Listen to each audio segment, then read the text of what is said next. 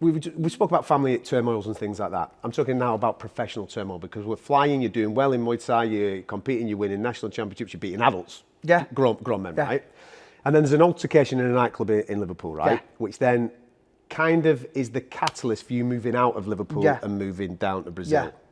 Talk to me about that particular moment where there's knife crime involved, you end up getting stabbed, and you are now off to Brazil.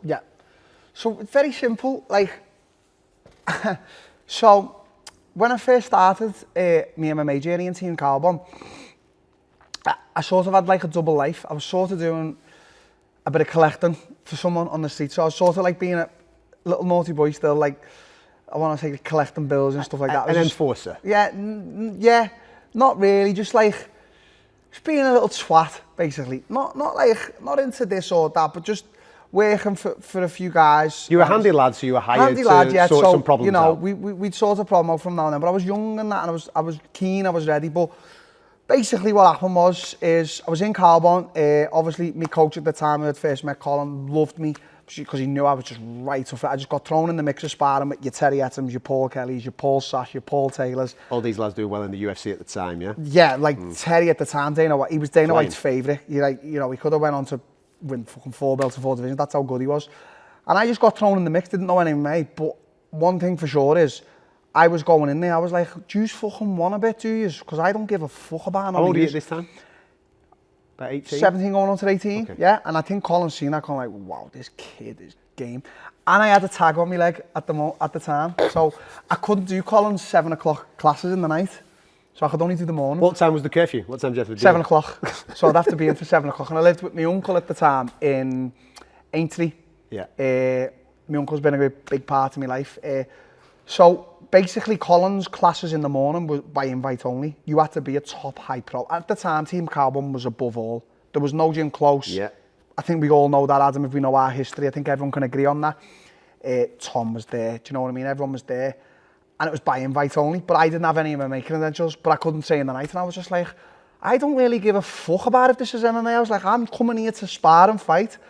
Terry dropped me 3 times when we first spar with body shots, and I was like, oh yeah, is this what it is? There's some handy lads in here. Come mad. And I remember, I'll never forget this, getting 3 buses home, 2 buses, sorry, 2 black eyes, liver was chunked fuck, and I was like, whoa, this hasn't happened for a while, because I was a fiend on a Muay Thai, you know, I was sort of dominating the gyms there, and I was like, this is different. I was like, whoa.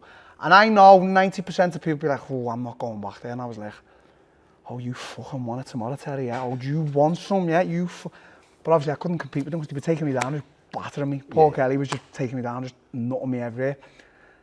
Actually, done a sparring Muay Thai session with him, yeah, and he was giving me shit on the mat, and I was like, oh, you don't know what's coming.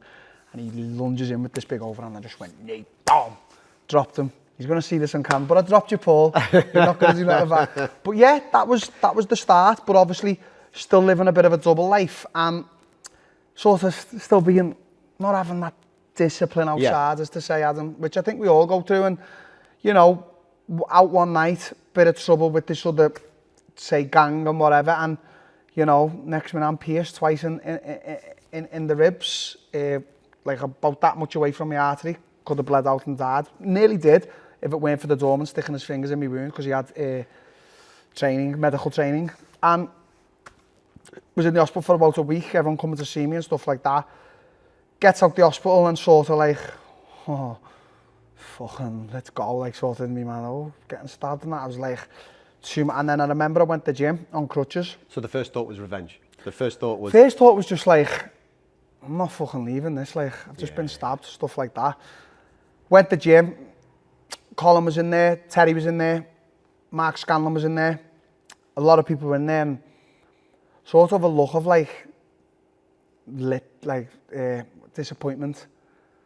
And then Colin sits me down, he's just like, you can be a world champion, you know, kid, like, come on. And Colin was always of few words. And I was like, I remember Paul Kelly had a word with me at the time, just before Paul went to jail as well, and Paul was a fucking little scally himself, still is. Paul was just like, what are you doing, kid? He was like, if you carry on being a little bit of a gobshite, he's like, I'm going to slap you everywhere. And I was like, oh, Terry had a word with me. Colin was just like, listen, kid, I think you need to get out of here for a little while. Like, you've got no backing in terms of like money, funds behind you, but you're still, you know, you're running around on the street, you're being a bit of a gobshite. He's like, Brazil. And I was just like, oh yeah, Brazil. Where did that come from? So Colin brought over a guy called Marcelo Brigadeiro, who's he's actually, everyone knows Marcelo Brigadeiro, top black belt in lucha livre from Rio de Janeiro, and he had an affiliate out there. Okay. So it made sense, and obviously Brazil is the home of MMA. Let's have it right, Valley to the wall. Yeah. I know, like, we're sort of in the era of like American, Russian, but at the time it was all Brazil, and he was just like Brazil, and I know now, and everyone said like. Anyone else, they just a second guess. He's like, what? And I just went, oh, Brazil, yeah. He was like, yeah, you just go in 2 weeks. It was around Christmas, I remember, it was always around my birthday. And I went, go ahead.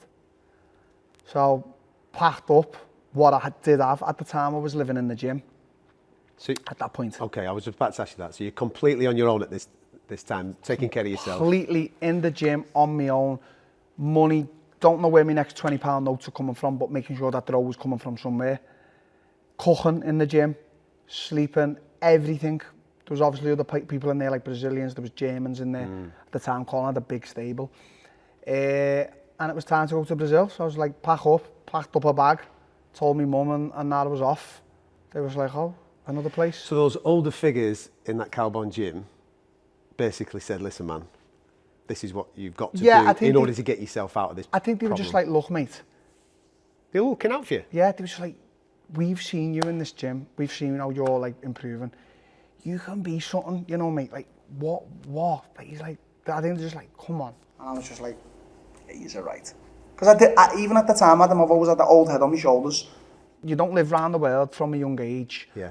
And hang around with older people in the gym and not switch on quick. That's one thing about like even now. I'm very switched on. Do you know what I mean? As much as I put that stupid thing out there for people. You even heard Luke in the press conference, I think he said that throwaway comment, like, oh, you're not as stupid as you look. Yeah, because I sort of like his all to think I'm stupid, but I'm not. I'm a very switched on kid. Academically, maybe not, but streetwise, life-wise, very switched on. So when you arrive in Brazil? I can remember it like now, you've just said, yeah. So, the night before I was arriving to Brazil, I was out. And I seen another people I've had a little problem with. And he comes behind me and he sort of he bottles me. I remember him bottling me. Next minute, that goes off. Goes to the hospital, stitches myself up. Got 2 black eyes, I've got fucking scars here, there, everywhere. And I get on the flight and I arrive to Brazil and Marcel just looks at me and goes, what's happened now? And what hasn't happened? And just sits me down, we went for sushi. And that was it. You're only young now, aren't you? Yeah, I was only 19 going on 20. Got there when I was just literally turned 19, 20. Yeah. Throws me in the favelas with my bag. Sorry, threw me into an apartment first, like an apartment with these 3 girls. Rosie, Swaley, and I can't remember the other girl's name, but just in a little digs with a little fan. It was roasting hot, and I was like, okay, let's have a go. And my flight was meant to be 6 months, so I was only meant to stay there 6 months, and I ended up staying 4 years. You're working in the gym, you're training in the gym, you're basically fully encompassed in Brazilian life. Can speak fluent Portuguese now, to an extent. Scouse-a-geese? Not to an extent, completely fluent, slang, read, write. There's nothing I can't do in Portuguese. What a life experience. But also, as well as that... Again, pat on the back to me, because it was all self-taught. Well, you're thrown in the deep end, it's sink or swim, innit? Yeah. But there's also then another massive life-changing moment where you become a parent. Yep. A few months in as well. Just making kids here, there, everywhere.